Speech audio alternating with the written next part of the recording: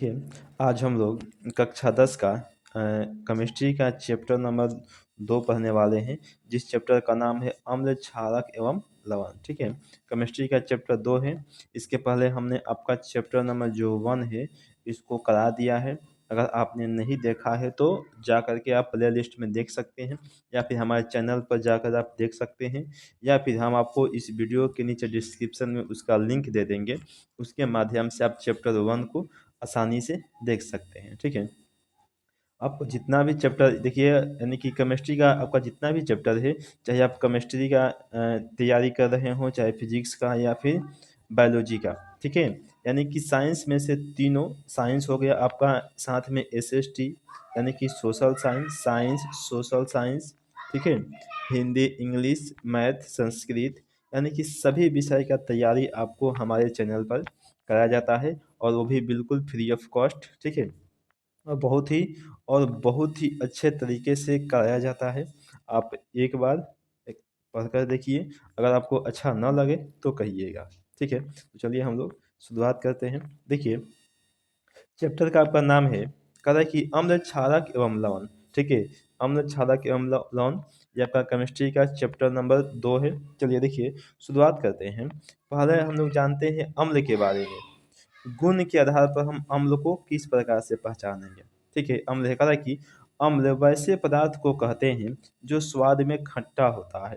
यानी कि अम्ल किसे कहते हैं, तो अम्ल वैसे पदार्थ को कहते हैं जो स्वाद में, यानी कि खाने में जो खट्टा लगता है, वो सभी के सभी क्या होता है कि अम्ल होता है।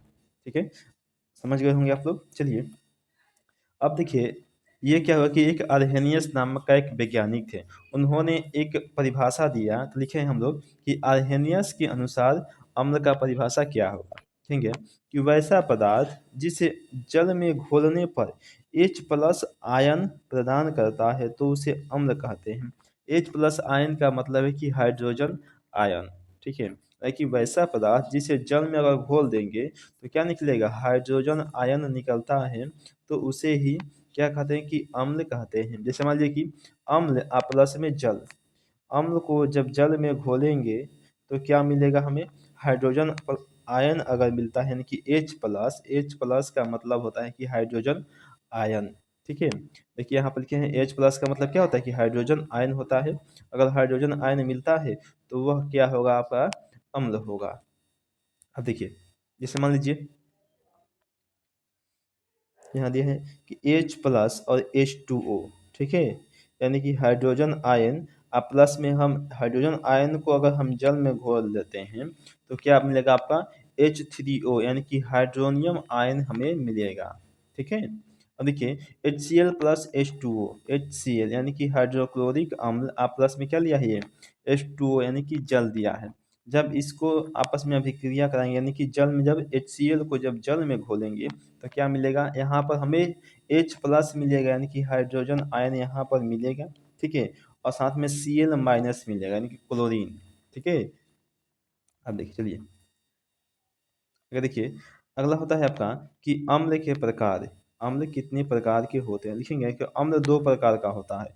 पहला होता है प्रबल अम्ल और दूसरा का होता है दुर्बल अम्ल। ठीक है, प्रबल अम्ल और दुर्बल अम्ल। ठीक है, अम्ल के प्रकार 2 होते हैं। पहला हो जाएगा आपका प्रबल अम्ल और दूसरा होगा आपका दुर्बल अम्ल। ठीक है, तो देखिए आगे जानते हैं।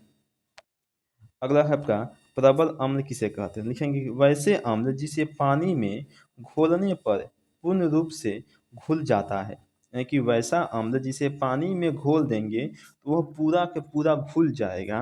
ठीक है, घुल जाता है, और H+ आयन प्रदान करता है, यानी कि हाइड्रोजन आयन प्रदान करता है, उसे प्रबल अम्ल कहते हैं। जैसे मान लीजिए कि HCl, ये क्या है आपका हाइड्रोक्लोरिक अम्ल है। ठीक है, यानी कि अगर हम HCl को पानी में घोलेंगे तो यह पूरी तरीके से घुल जाएगा।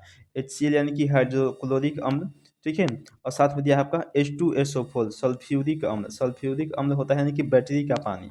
सल्फ्यूरिक अम्ल लिखिए, या फिर यहाँ पर लिख लीजिए आप लोग बैटरी का पानी, बैटरी का पानी।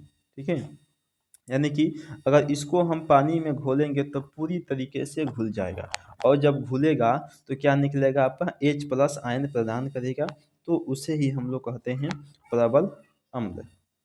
अगर देखिए, अगला है आपका कि दुर्बल अम्ल किसे कहते हैं। लिखेंगे कि वैसा अम्ल जो पानी में आंशिक रूप से घुलकर H+ आयन प्रदान करता है, उसे दुर्बल अम्ल कहते हैं।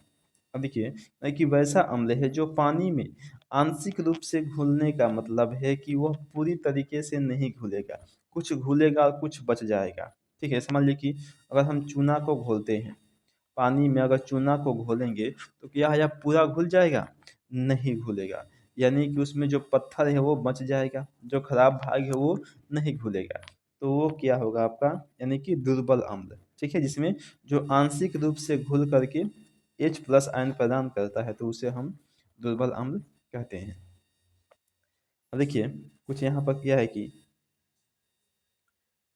कहता है कि विषैले अम्ल जैसे फिनॉल हो गया, विस्फोटक अम्ल HNO3, संक्षारक अम्ल क्या है H2SO4, यानी कि बैटरी का पानी जो होता है वो क्या होता है कि आपका संक्षारक अम्ल होता है H2SO4, यानी कि सल्फ्यूरिक अम्ल।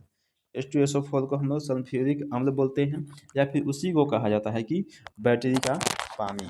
ठीक है, उसी को बैटरी का पानी भी कहा जाता है। चल देखिए आगे है आपका, कह कि खाद बनाने में विस्फोटक बनाने में, कि खाद बनाने में या फिर विस्फोटक बनाने में इस सब का उपयोग होता है। आगे देखिए, चलिए रुकिए एक मिनट देखिए, अच्छे से लग जाए भाई। चल देखिए आगे आपका कह कि क्षारक। ठीक है, क्षारक या फिर भस्म, लिखेंगे गुण के आधार पर हम लोग क्षारक का या फिर भस्म का परिभाषा जानते हैं।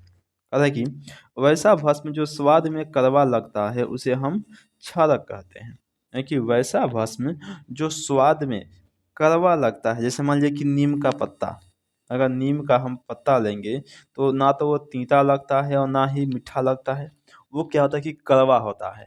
ठीक है, तो वो क्या होगा आपका, वो आपका क्षारक हो जाएगा। ठीक है, जो कड़वा होता है वो क्षारक हो जाएगा।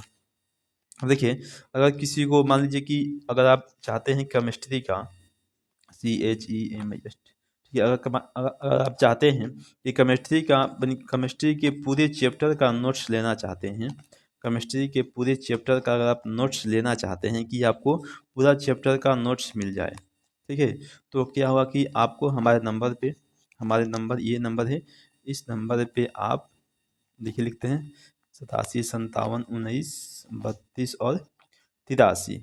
ठीक है, इस नंबर पे आपको हमें व्हाट्सअप करनी है। ठीक है, और आपको जिस भी सब्जेक्ट का नोट्स चाहिए उसको आपको लिख देना है कि हमें इस सब्जेक्ट का नोट्स चाहिए, क्लास 10th का, हम आपको नोट्स प्रोवाइड करवा देंगे। ठीक है, किसी भी सब्जेक्ट का आपको चाहिए तो आपको उस सब्जेक्ट का नाम लिख करके हमें सेंड करना होगा, हम आपको वो नोट्स दे देंगे। ठीक है, चलिए फिर देखते हैं। कह रहा है कि अर्हेनियस के अनुसार हम लोग भस्म का परिभाषा, कह रहा है कि वैसा पदार्थ जिसे पानी में घोलने पर OH- आयन प्रदान करता है उसे हम लोग भस्म कहते हैं।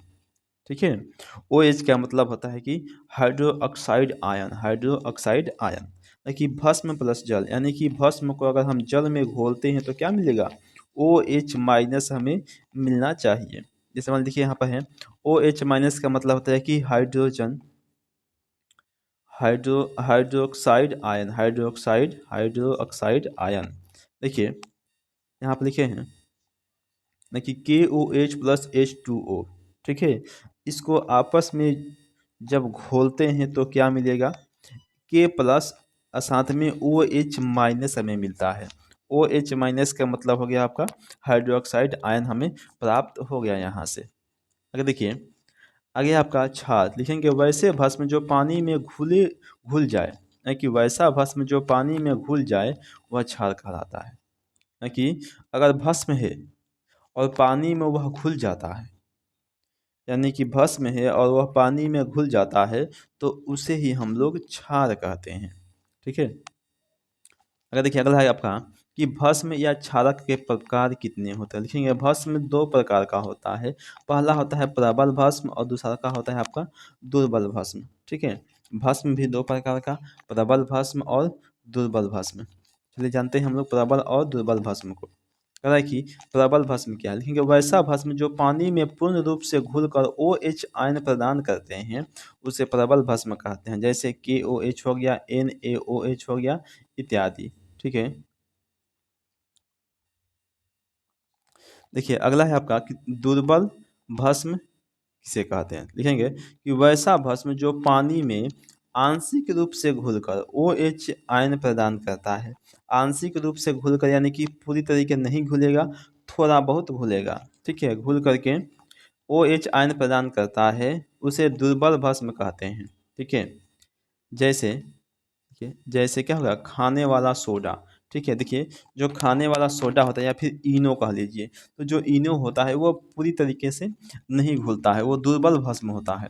ठीक है, वह पूरी तरीके से नहीं घुलता है, उसमें थोड़ा बहुत बच जाता है, तो उसी को ही कहते हैं हम लोग दुर्बल भस्म कहा जाता है। ठीक है, चलिए अब इसके आगे हमें पढ़ना है, क्या पढ़ना है देखते हैं, रंजक के बारे में। ठीक है, तो रंजक के बारे में अब हम लोग अगले वीडियो में पढ़ेंगे। ठीक है, यहाँ तक के लिए हम यहीं पर समाप्त करते हैं। एक बार आपको हम और भी बोल देते हैं कि अगर आपको नोट्स चाहिए तो हमारे नंबर पे आपको व्हाट्सअप करना होगा। ये रहा हमारा नंबर 87 57 19 32 और 83। ठीक है, इस नंबर पे आपको हमें व्हाट्सअप करना होगा और आपको किस सब्जेक्ट का नोट्स चाहिए, आपको सब्जेक्ट का नाम लिखना होगा। ठीक है, चलिए हम आपको नोट्स प्रोवाइड करवा देंगे। ठीक है, चलिए तब हम लोग मिलते हैं अगले वीडियो में।